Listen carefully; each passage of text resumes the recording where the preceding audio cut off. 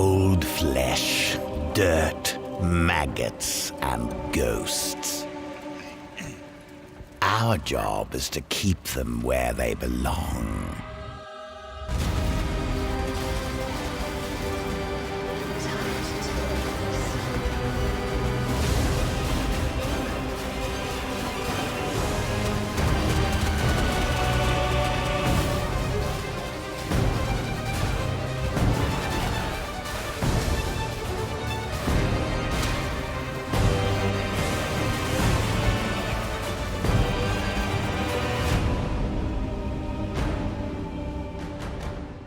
Hey everyone, welcome back. Just wanted to do a quick video talking about my experience with Necropolis and heading into Settlers of Kalgur. I had an amazing time with this Passive Exile League, so I thought I'd go over some of my favorite moments, what I thought of my builds, what I thought of the league in general, and maybe a bit about what my plans or goals are for the next league. So, Necropolis, very exciting league, started out with lots of hype, I think, and based on community feedback, it seems like people didn't enjoy it too much. However, I had a good time. Just to give a little bit of context, this was my second league ever and my first league start. So I started halfway through Affliction and had a great time. I did about 4 different builds in Affliction. I started off with a SRS Guardian, couldn't really figure out how to build around it because it was my first time. I didn't really know what to do. Then I did a Ice Bolt Blink Arrow kind of build, not using Blink Arrow the ability, but it was a helmet that triggers a socketed spell, so you would basically fire arrows and then blink and just fire arrow, blink, fire arrow, blink. It was a cool mapping, but I couldn't really figure out how to boss with it, and I didn't really know enough about the game to transition it really. So I got that one to about level 90, just doing not much of anything with only 2 void stones. So a little bit of slow start, learning the game, learning all the different things. I'm not much of an ARPG player in general. Diablo 4 was my first start. So it was a lot. It was a lot to digest. Boom. Necropolis comes around and I settled on... Actually, I was going to just do DD Ignite because that's what my most powerful build ended up being in Affliction. And with a week left in the league, actually, I ended up managing to get my 3rd and 4th Void Stone on my own. So that was super exciting. I was happy to do that. So I thought, you know what? I'm having so much fun with DD. I might as well just bring it and start the next league with it. So I was going to start Elementalist DD Ignite, but I ended up changing when literally my first lab dropped DD of Chain Reaction. So I was like, well, should I give this a go? And honestly, I couldn't be more happier that I did. The build is so much better than DD Elementalist. It really is such a massive difference. I find ignites in this game are very hard to craft around. Maybe just me personally, because I'm more of a beginner. I find you just need a lot of really high, you need the fire damage over time, increased fire. Like you need all these different things. And you need so many different jewels too, it seems like, just to really... It doesn't seem like Ignite scales too well. I could just be, that might sound dumb to some people, but it did seem a little hard to scale it for a newer player. Whereas Chain DD, as soon as I got the corpses that I need for Desecrate, it was just cooking. Like you're cooking bosses, you had tons of regen, and tons of sustain to keep you in those boss fights. That was the one thing about Elementalist, is that once you went through your health flasks, you had barely any, sustain, which is, I don't know if they use that in Path of Exile, but sustain is basically just, health regen so that you can stay in the fight. Yeah, Chain DD Necro turned out amazing. I got all 4 of my Void Stones in the first week, I want to say, which, I don't know, felt great for me. I know there are people that have their Void Stones on Saturday night or whatever, but I don't want to pay anyone to do anything for me. I want to... It's still my second league, so I want to be able to explore and get everything myself. So that felt really good to get everything. But then YouTube took over, and I saw footage of the Archmage Hyro Ice Nova Frostbolts And as soon as I saw that, I knew that's my next build. I have to play that. So I immediately rolled a character, leveled up an Archmage through the game. I think I actually did Ball Lightning to level it up, and it was pretty chill, honestly. You're just casting out, the 3 balls of lightning and just killing everything, really. It was pretty chill. And then Ice Nova Frostbolts is by far my strongest character. I've done Uber bosses. I wasn't able to get Uber Cirrus. For some reason, Uber Cirrus just absolutely one-shots me. I don't know what it is. I need to maybe actually read what's going on in the fight. It's got to be something to do with degens, and it's when he does the big die. Like, I try and dodge it. I'm blinking around. I'm doing it. I don't know. I couldn't beat Uber Cirrus. I only gave it one attempt, but that's one of my goals for next league is finish him off. I did beat... what Uber boss did I beat? Uber Elder or Uber Shaper? One of them. I think Uber Shaper. I beat Uber Shaper. It's pretty easy, honestly. No deaths, and I did it with. I did the challenge too. That was like, don't get affected by the beam. So that was fun.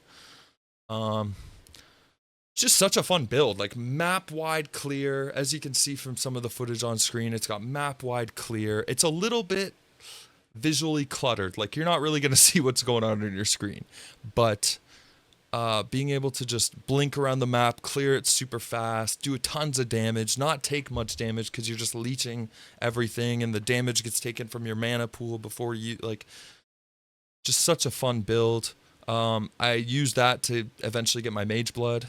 I farmed probably about 20-25 divines with my Necro Chain DD, and then switched to my Ice Nova Frostbolts build, used that to fund that, and then saved up, whatever, 120, 130 divine, got a Mage Blood, Mage Blood was very low this league. It was, really nice. For someone like me that's newer to the game, maybe isn't farming super efficiently, I was doing Harvest, so just getting tons of yellow juice, tons of,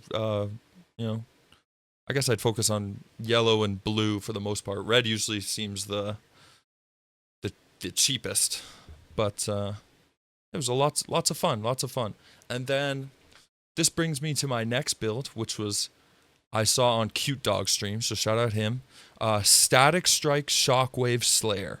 I hadn't seen this before, and when I went to build it, I realized, like, oh, you need to have a lot of money to fund this build, otherwise it's not going to do very well. So I got it to a point where I think it was all right. I crafted one of my most advanced crafts that I've done so far in this game has been for the Static Strike Shockwave Slayer helmet for the Strength Stacker. So the Strength Stacker helmet that has nearby enemies have minus 12% to chaos resistance, and then the 1% increased critical strike chance per 10 strength. That was a Warlord and Hunter modifiers. So yeah, that helmet, it's not perfect by any means, but it was the best I could do, really, with the I pretty much used all the currency I had left to just try and make this helmet. And yeah, this turned out being one of the funnest builds I've ever played. It's not very strong in terms of bosses, and not very strong in terms of other things. I did not have an original sin for it, which apparently helps boost the damage a lot. So that was kind of a downside. Even without that, I was able to get the build where, as you can see from the footage, I'm farming T16s super fast. It's just such a fun build. I really wish there was a way to get this build to be more of like a league starter type thing, because the whole just like hitting one enemy and then just running around and things are just detonating around you with those cool animations of like the star pew pew detonation. Man, I love the play style of it. As soon as I was watching Cute Dog use it to do his equity strat, shout out if you know equity strat. I was doing a little bit of equity, trying to get some equity for myself, and yeah, it was just Lots of fun. Such a fast build. Such a fun build. You're just hitting boom, boom, boom, boom. Things exploding everywhere. Super fun build. Um, then I also tried Righteous Fire. I thought, I might as well try Righteous Fire out.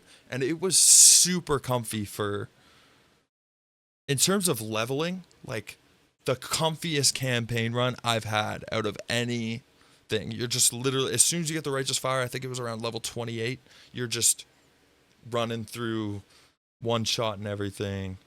Um, and really not taking any damage. The sustain that the life regen gives you just really, I mean, I probably died on like, some bosses here and there or whatever from not dodging certain stuff, but it was just such a easy, fun time. But then this goes back to what I was saying about Elementalist DD is the ignites. Scaling ignite is hard, and that's the thing that I found with Righteous Fire was it was going to take a lot of kind of jewels and things of that nature in order to scale up the ignite enough to really be able to do some good damage and take out some, pinnacle bosses and things like that. So I don't know if I would do it for a League starter myself personally, but it definitely, I can see why it's such a fun build and why Pox has built up, the community that he has around it, because it is fun to play. It's very relaxing. You're just walking around, lighting stuff on fire. And yeah. Grave crafting. Talk a little bit about grave crafting. I didn't love the grave crafting. It was cool to do a few times, but sitting for 3 to 4 hours buying up a bunch of coffins of stuff that you need isn't the funnest. It would be interesting to see how something like an auction house that they're introducing in 3.25. I know it wouldn't affect the coffins in this case because they're not stackable, but if an auction house was able to do for the coffins, it could be a lot better. Because you just go in, you spend 20 minutes buying your coffins, and then you do your grave craft. But I was able to grave craft a body armor and a wand for my Archmage Hyro, and it was crazy finishing the Gravecraft and, doing a Wicked PoE trade on it, Control D, just to see how much it was, and the closest one was like 200 Divine. So yeah, it is the builds you could do for that, especially someone like me that's a new player that definitely wouldn't be able to craft something like that ordinarily.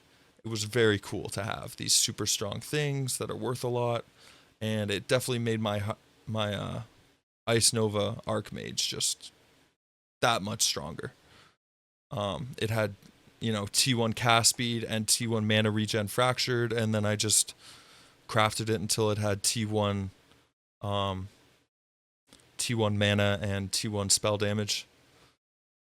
And yeah, it great wand. The chest piece was awesome to craft too. The grave crafting in itself is a great idea. I do think it, there's just too many things. The whole being able to have, like double influenced and fractured. I think that's where it gets a little carried away, because then it just becomes so easy to craft on, to finish that craft, right? On something that would normally be, 50, 100 to whatever, like expensive crafts versus getting something that's double influenced ordinarily. The Divine Devoted mod, just a quick note about that. I was very sad. I played so much of this league. I did all those characters, got all my Void Stones. I've beaten Uber bosses. I've done hundreds, if not thousands of maps. And I did not get the Divine Devoted mod one time. So I guess that's just my luck. I got tons of the Chaos Orb one, where your dropped items are converted to Chaos Orbs, and that was just such a rush. You're going down, boom, here's 20 Chaos. Oh, here's another 10. And you're leaving the map with like 400 Chaos. It is insane. I love that. It would have been nice to get the Divine Devoted just once, I would have loved to have it once. There were people talking about how they had it like, 6-7 times. So would have been great to get it one time. So I could have seen like, leaving a map with 60-70 Divine, but whatever. We didn't get it. Not much going to happen. I still had a great league, so The Lantern Airmore, I know what they were trying to do with it, but it was just a little annoying, especially when it came around to T17s. Just having these extra damage stuff on top, which were sometimes just so over the top, just was kind of annoying. And doing the campaign.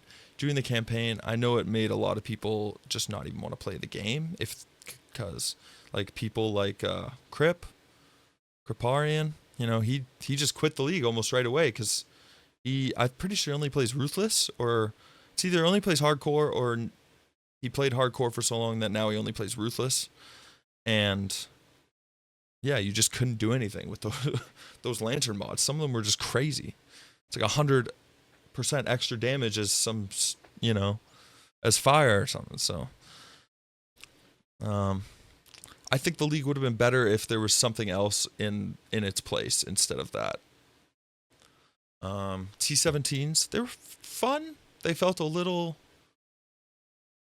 Man, the modifiers are a little bit much, I think. I think if you're having to double rejects maps, it might be a little much.